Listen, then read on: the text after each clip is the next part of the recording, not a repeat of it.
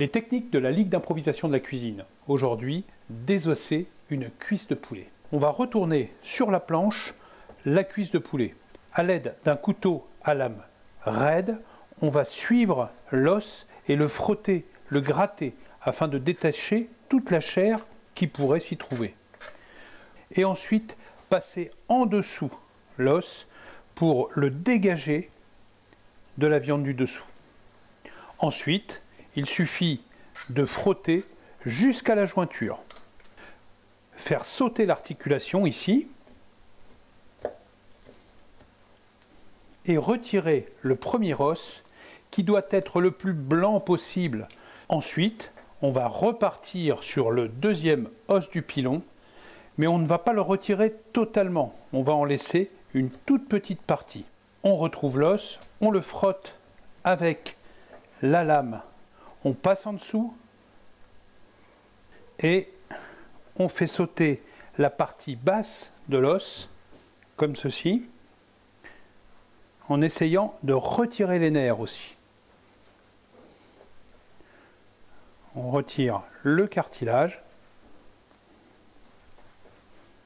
et on frotte pour que l'os soit le plus blanc possible.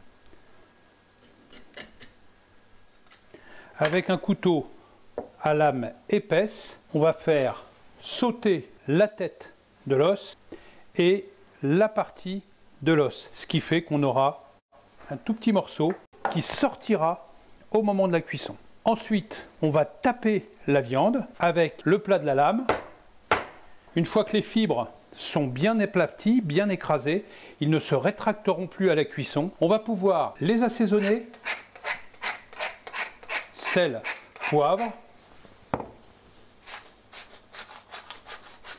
les farcir avec un mélange soit de potiron, soit de carottes, pourquoi pas une fricassée de pommes de terre.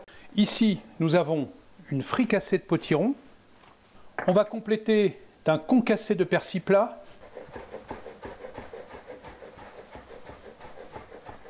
parfumé d'une pincée de curry et ensuite on va replier l'ensemble afin de former une jolie jambonnette de volaille. Pour faciliter la forme à la cuisson, je vous propose de prendre un petit bol jetable en inox, de placer la jambonnette dedans, la mettre bien droite, parsemée d'une parcelle de beurre, la rassaisonner à nouveau et l'enfourner dans un four préalablement chauffé à 180 degrés. Il faudra une quarantaine de minutes pour déguster cette jambonnette de volaille au curry et potimarron.